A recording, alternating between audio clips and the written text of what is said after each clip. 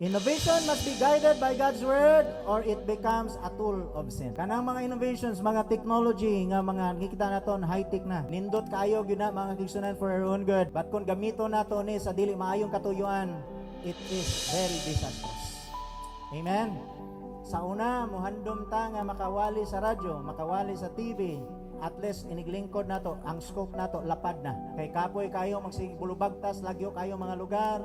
Sulod sa 5 ka oras, usa pa ka balay imong nasulod. Gilambusan ka pa og sira. Whereas kung sa pagkakaron, muwali ka lang live, daghan ang makakita, daghan ang makadungog mga kigsunan, they already have a chance to accept or to reject it. And even up to this point of time, we are live.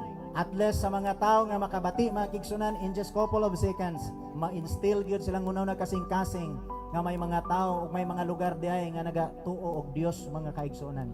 Dili man nato sila makauban tingali. And I just pray and hope nga mangin instrumento po ta silang kaluwasan wherever they go.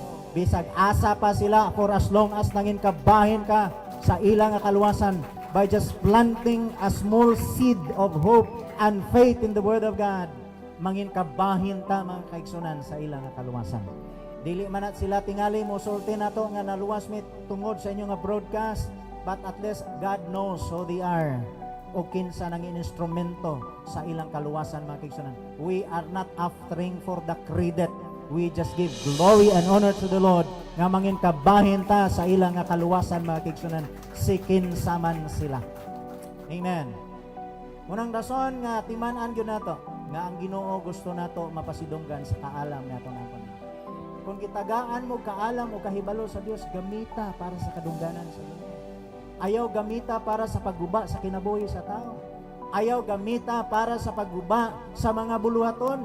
Ayaw gamita aron sa pagdiscredit sa inyong mga pangulo.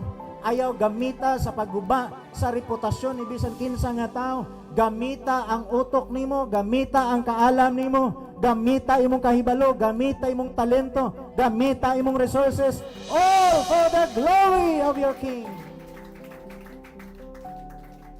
Ayaw gahin sa kusog, ayaw gahin sa imong salapi, ayaw gahin sa imong panahon aron lang sa paghisgot sa mga walay kwentang bagay nga dili makapadasig mga kigsunan.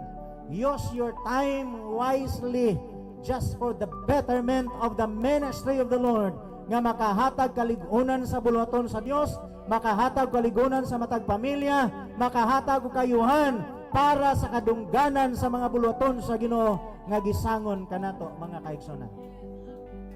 Kay gusto ta nga may mapuslanon para sa buluhaton sa Ginoo.